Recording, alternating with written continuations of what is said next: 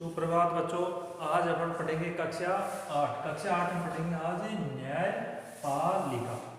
तो अपनी जो सामाजिक एवं राजनीतिक जो जीवन की जो पुस्तक है उसमें अपना अध्याय है न्यायपालिका।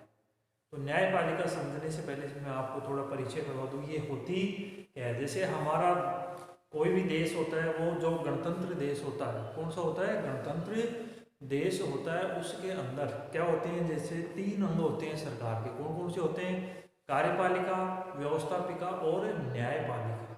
उन तीनों अंगों में से ये क्या है, एक ही अंग है। और ये तीनों अंग क्या होते हैं, आपस में स्वतंत्र होते हैं, एक दूसरे के कहीं दबाव में कार्य नहीं करते। यानी कि जो हमारे देश का जो संविधान है उसकी रक्षा के लिए क्या बनाया गया है, न्यायपालिका। अब वो ये कैसे करती है, कैसे न्यायपालिका है, इसका मतलब क्या है, ये सारी चीज़ें आज अपने इसी क्लास में पढ़ेंगे या उसके बारे में जानकारी प्राप्त करेंगे। तो हमारे देश में, यानी कि हमारा देश कौन सा है, भारत देश में जो क्या है, कानून का शासन है। किसका शासन है, कानून का शासन है। जो कानून का शासन है उसको लागू करने के लिए हमारे पास क्या होती है, एक न्यायपालिका होती है। अब वो कैसे करती है कि जैसे मान लो कि कोई व्यक्ति क्या होता है, जैसे मान लो कि अधिकार संपन्न व्यक्ति होता है, वो अपने अधिकारों का क्या कर ले, उनका दुरुपयोग कर ले। उस दुरुपयोग को रोकने के लिए क्या करती है न्यायपालिका, उसको चेतावनी देती है या उसके विपरीत क्या करती है, उसको रोकने का प्रयास करती है। कैसे करती है वो आज अपन इसमें सारी चीज़ों का क्या करेंगे, जानकारी प्राप्त करेंगे। अब जो ये न्यायपालिका होती है, क्या होती है, न्यायपालिका वो स्वयं कोई नियम नहीं बनाती, स्वयं कोई नियम नहीं बनाती और ना ही यह कानून का क्या करती है, क्रियान्वयन।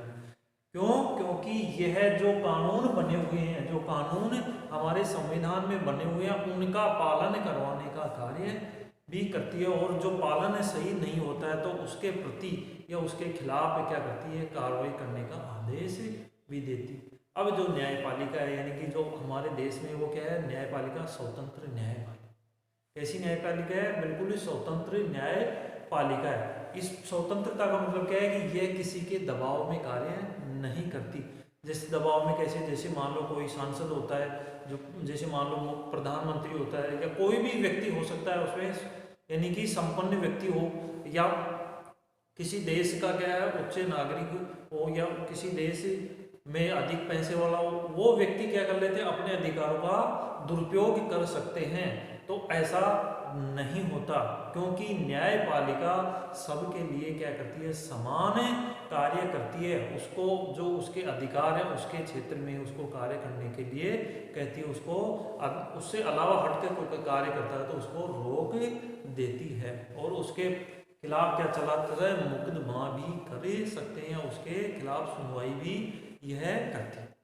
तो ये होती है न्यायपालिका। यानी कि न्यायपालिका क्या, स्वतंत्र, ये किसी के दबाव में कार्य नहीं करती। जैसे न्यायपालिका में क्या होता है, न्यायाधीश होते हैं, तो न्यायाधीश किसी के दबाव में कार्य, जैसे मान लो कोई अपने देश का प्रधानमंत्री हो, वो उसके दबाव में आके कभी ऐसे वैसे आदेश निकलवा दे, तो ऐसे नहीं होता। क्यों, कानून की नज़र में सभी क्या होते हैं, समान होते हैं। उसी का निर्वहन क्या करती है न्यायपालिका, उनका निर्वहन करने का कार्य करवाती है। अब जो न्यायपालिका होती है उसकी देखो भूमिका, यानी कि जो न्यायपालिका क्या है, अपने जो न्यायपालिका उसकी भूमिका,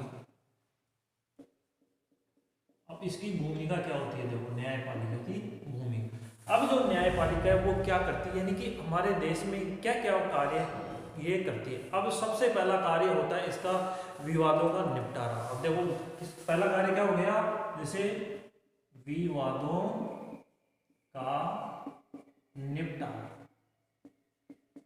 अब ये विवादों का निपटारा कैसे करते हैं, देखो विवाद किसी के भी हो सकता है। देखो सरकार, जैसे एक राज्य होता है दूसरा राज्य होता है, उन दोनों के बीच में भी क्या हो सकते हैं, विवाद हो सकते हैं। तो उसकी सुनवाई भी कौन करती है, न्यायपालिका करती है।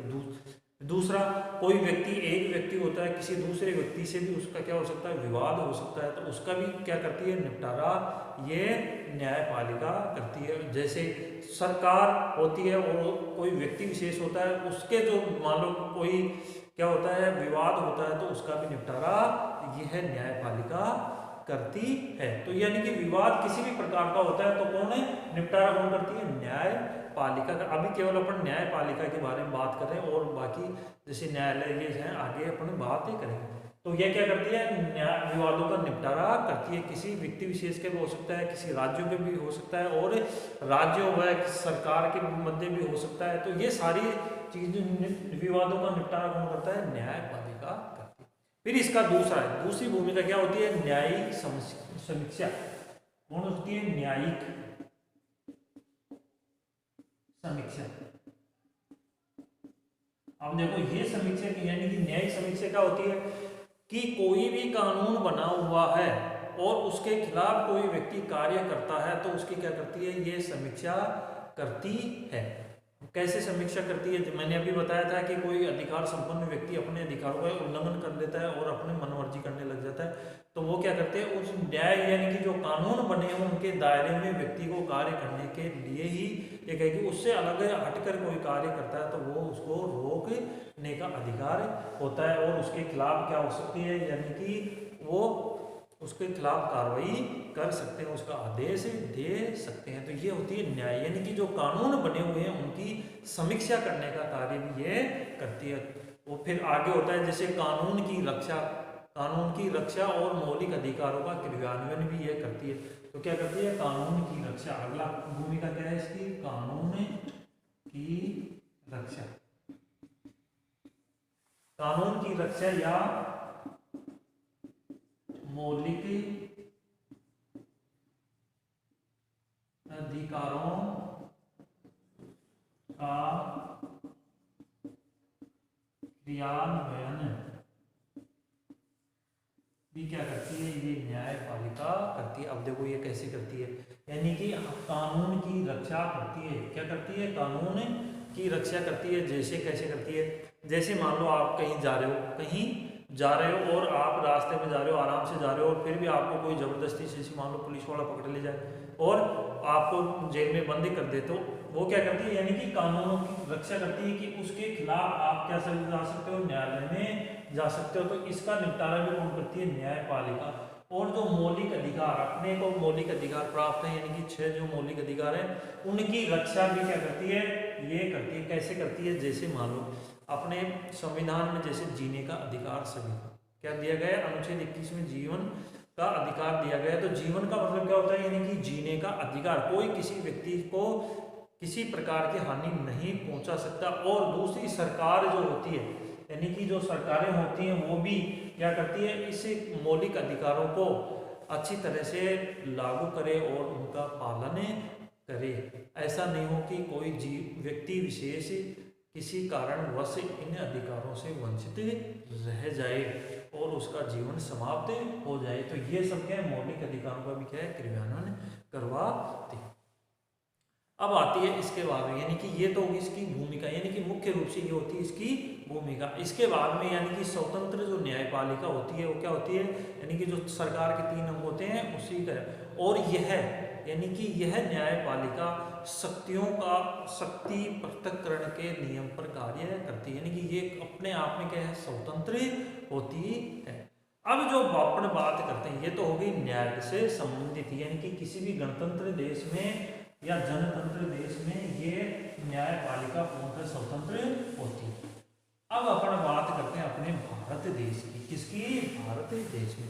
अब जो अपने भारत में जो अदालत है उनकी संरचना कैसे होती है, यानी कि जो न्याय करती हैं वो कहाँ पर होती है, अदालतों में।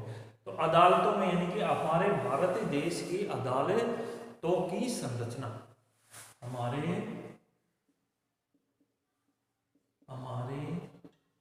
देश की अदालतों की संरचना।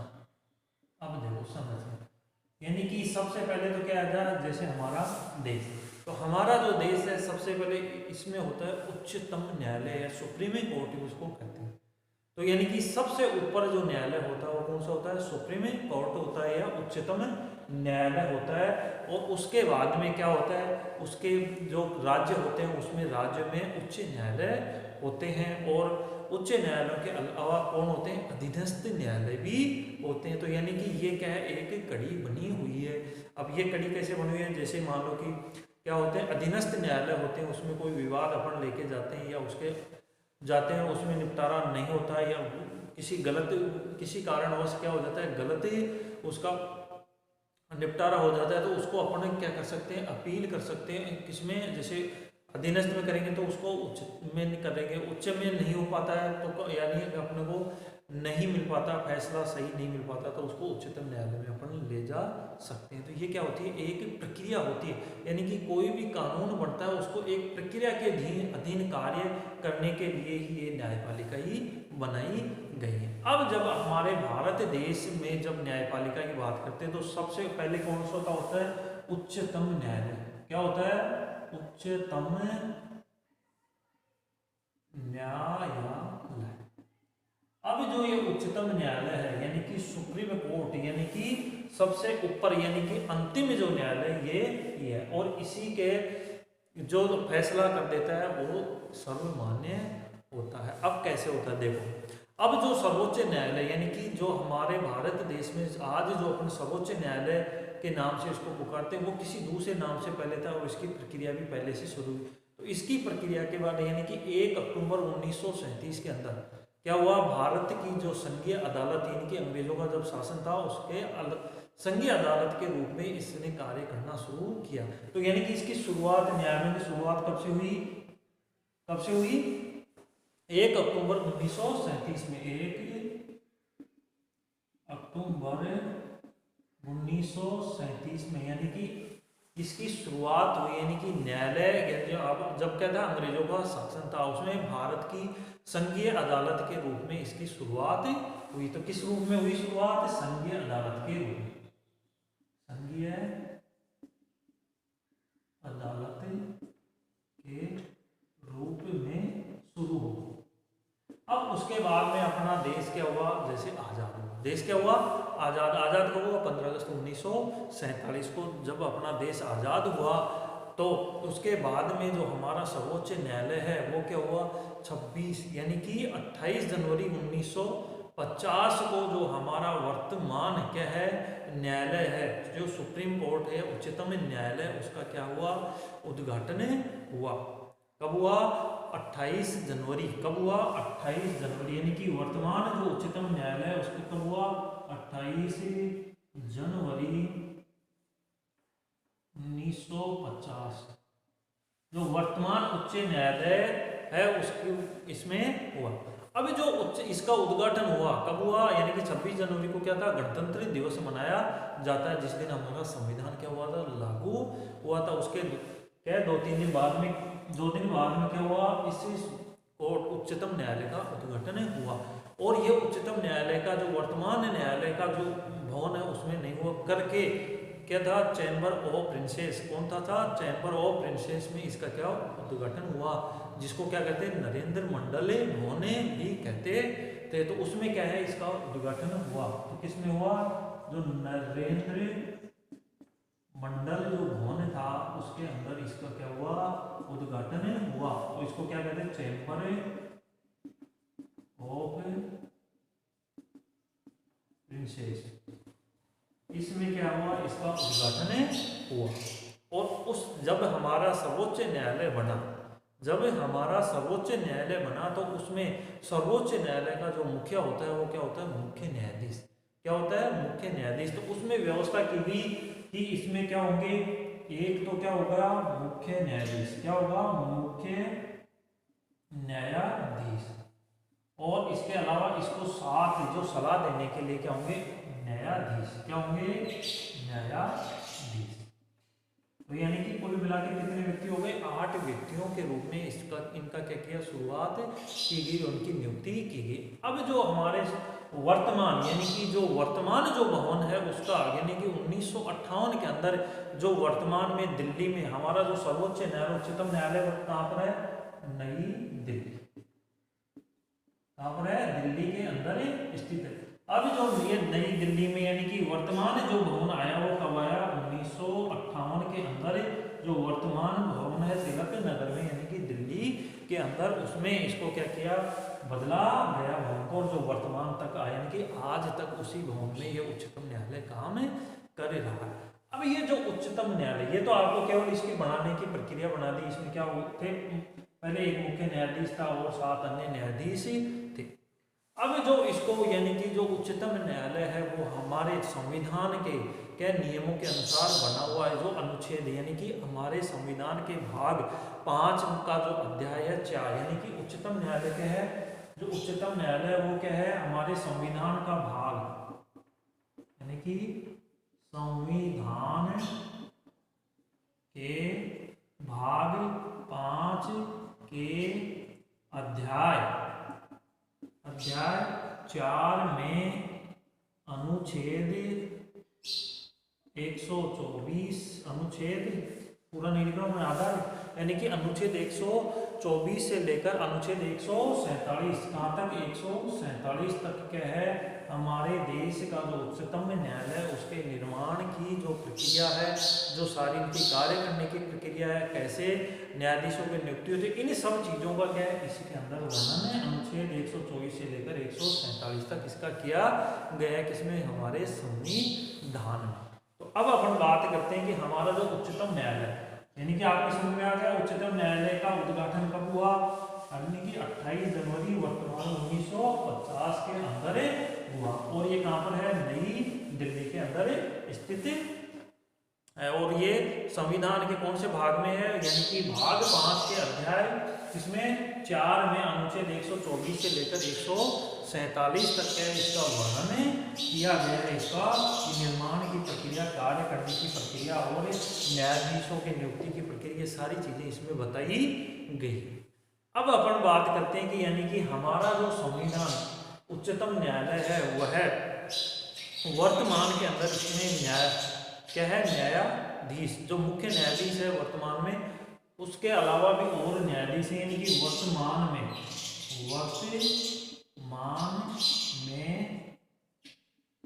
न्यायाधीश। तो वर्तमान में न्यायाधीश कौन है इसके, वर्तमान में न्यायाधीश है शरद अरविंद बोबड़े। कौन है, शरद अरविंद बोबड़े। कौन है, शरद अरविंद बोबड़े। ये इसके वर्तमान में क्या है, न्यायाधीश है। और वर्तमान के अंदर हमारे जो उच्चतम न्यायालय है उसके अंदर कितने हैं, एक तो क्या है मुख्य न्यायाधीश, क्या है, मुख्य न्यायाधीश है, और इसके अलावा इसमें क्या है 33 न्यायाधीश, 33 क्या है, न्यायाधीश। इसको अन्य भी, तो ये वर्तमान में कितने हो गए, कुल मिलाकर न्यायाधीशों की संख्या कितनी होगी, 34, जिसमें एक मुख्य न्यायाधीश समेत कितने हैं, 34 न्यायाधीश कार्य करते हैं। अब जो इन न्यायाधीशों की या मुख्य न्यायाधीशों की नियुक्ति कौन करता है, नियुक्ति करता है हमारा देश का क्या है, राष्ट्रपति। कौन है, राष्ट्रपति क्या करता है, इनकी नियुक्ति। तो इन न्यायाधीशों की नियुक्ति कौन करता है, नियुक्ति कौन करता है, राष्ट्रपति। अब राष्ट्रपति कैसे करता है, देखो, यानी कि उच्चतम न्यायालय का जो मुख्य न्यायाधीश होता है उसकी नियुक्ति कौन करता है, राष्ट्रपति। कैसे करता है कि उच्चतम न्यायालय का जो क्या होते हैं न्यायाधीश, मुख्य न्यायाधीश होता है, वह अन्य 4 वर्तमान में जो प्रक्रिया अन्य 4 न्यायाधीशों से क्या करता है, वो सलाह मांगता है कि इस व्यक्ति विशेष को क्या बना दिया जाए, मुख्य न्यायाधीश बनाया जाए या नहीं बनाया जाता। फिर वो उसका विचार यानी कि जब मान लेता है, राष्ट्रपति सलाह को मान लेता है, तो उसको क्या कर दिया जाता है, मुख्य न्यायाधीश बना दिया जाता है। और इसके अलावा अन्य जो न्यायाधीश बनाए जाते हैं वो क्या, मुख्य न्यायाधीश से सलाह लेकर राष्ट्रपति उनकी नियुक्ति करता है। तो ये हो गया, यानी कि नियुक्ति कौन करता है, राष्ट्रपति। और जो सर्वोच्च न्यायालय के जो मुख्य न्यायाधीश होते हैं वो कितने वर्ष तक, यानी कि उनकी आयु क्या होती है, 65 वर्ष पूर्ण होने पर उसको अपने आप ही पद से हटना पड़ता है। तो उसकी यानी कि 65 वर्ष की आयु तक वो उस पद पर कार्य कर सकता है। तो ये है अपना भारत देश का सर्वोच्च न्यायालय, और इसका मुख्य जो भवन है वो कहाँ पर है, नई दिल्ली के अंदर स्थित है। तो ये हो गए। अब इसके अलावा यानी कि हमारा जो भारत देश है वो क्या राज्यों का संघ है। इसके अलावा यानी कि ये तो हो गया उच्चतम, इसके अलावा जो अपने राज्य हैं उनके अंदर क्या है, उच्च न्यायालय, उनके अंदर क्या होते हैं, उच्च न्यायालय होते हैं। तो उनमें क्या है, न्यायालय, उच्च न्यायालय। अब ये उच्च न्यायालय यानी कि ये क्या होते हैं, राज्यों के अंदर। अब ये उच्च न्यायालय राज्यों में, सभी राज्यों में भी हो सकते हैं या किसी 2 या 3 राज्यों का एक उच्च न्यायालय भी हो सकता है। ऐसा कुछ भी नहीं है कि प्रत्येक राज्य का अपना उच्च न्यायालय होता है। और ये उच्च न्यायालय होते हैं उनकी क्या है, अगर कार्य क्षेत्र बड़ा होता है तो उसकी कोई खंडपीठ भी क्या कर दी जाती है, दूसरी जगह खोल दी जाती है। तो अपन अब बात करते हैं किसकी, उच्च न्यायालय। तो देश यानी कि जो न्यायिक अदालतों की प्रक्रिया है उसमें एक क्या होगा, उच्चतम न्यायालय, उसके बाद में आता है उच्च न्यायालय, उच्च न्यायालय।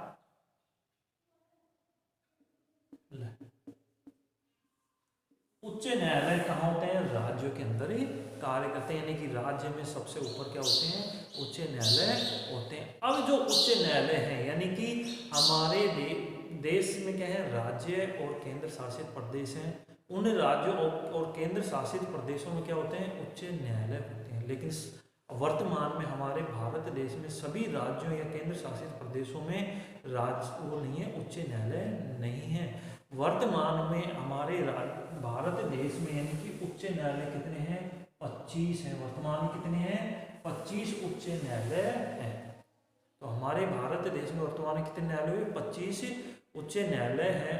और कई न्यायालयों का यानी कि इसमें अपने 3 जो न्यायालय हैं उनका क्षेत्राधिकार एक राज्यों से अधिक राज्यों में है। और इसके अलावा जो केंद्र शासित प्रदेश हैं उन केंद्र शासित प्रदेशों में भी एकमात्र जो केंद्र शासित प्रदेश है नई दिल्ली, कौन सा है, नई दिल्ली, उसमें अपना क्या है, उच्च न्यायालय। क्या है, उच्च न्यायालय। और बाकी भी कोई से भी केंद्र शासित प्रदेश में क्या है, उच्च न्यायालय नहीं है। तो और कितने हो गए, पूरे 25 उच्च न्यायालय हो गए।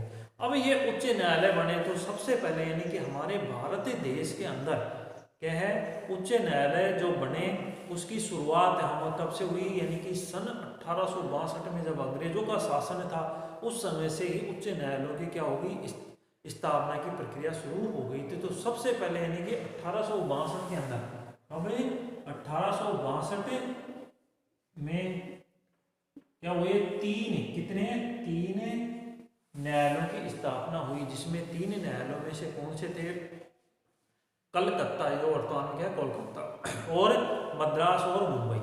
इन 3 न्यायालयों की क्या स्थापना हुई। लेकिन उस समय क्या है, ये प्रेसिडेंसी नगर थे और जो इनके अंग्रेजों के क्षेत्राधिकार में आते। तो ये 3 कौन कौन से तो होते,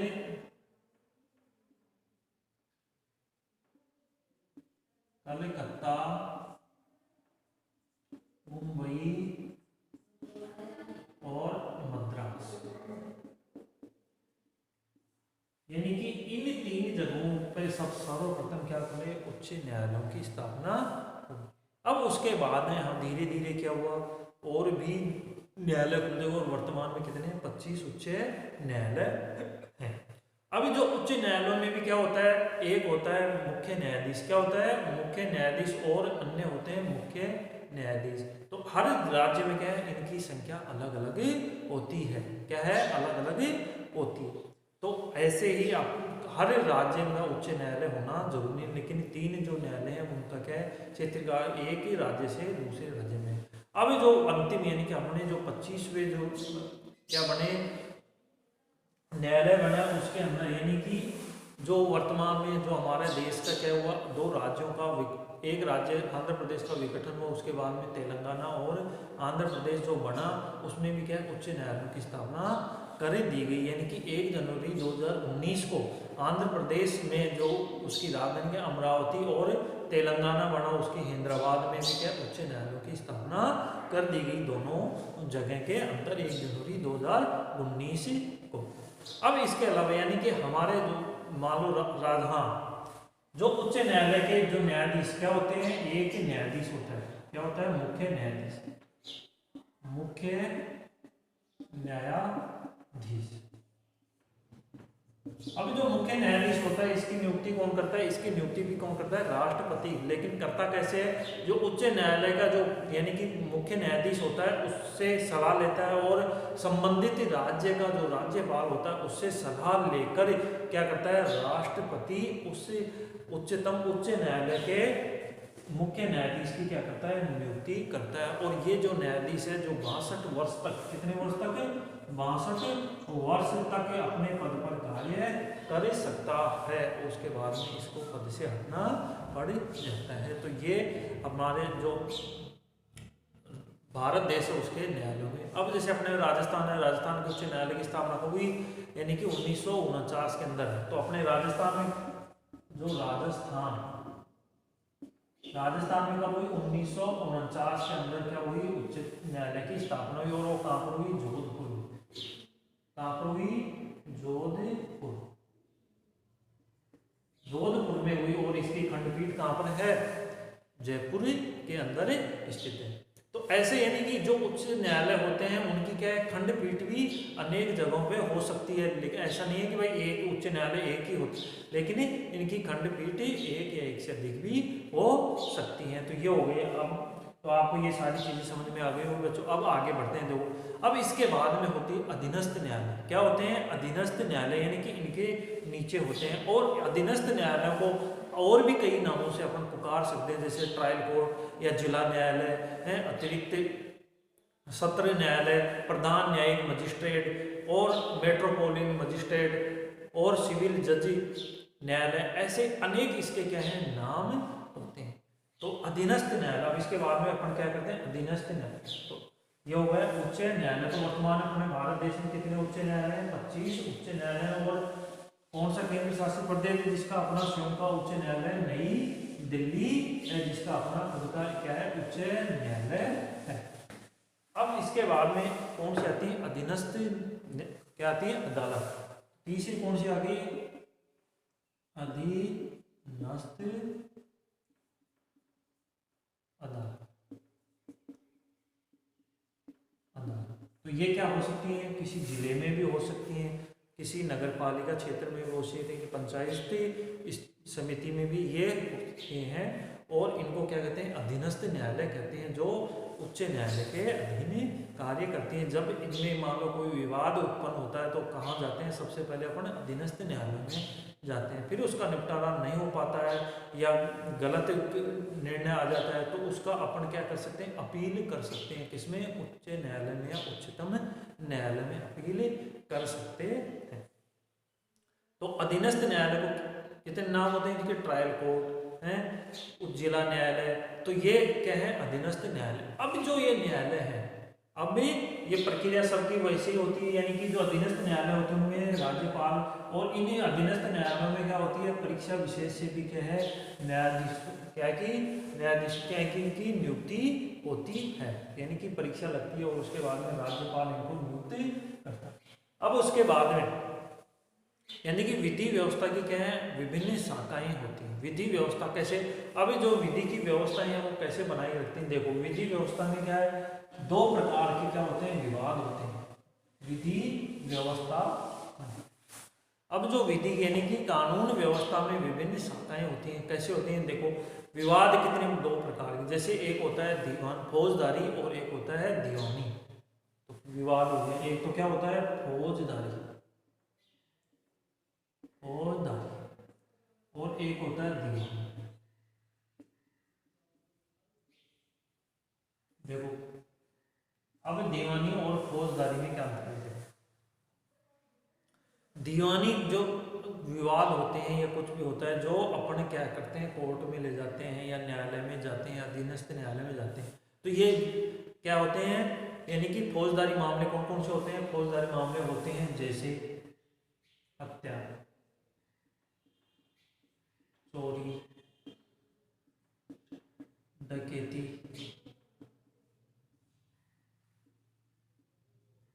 दहेज के मामले में हत्या।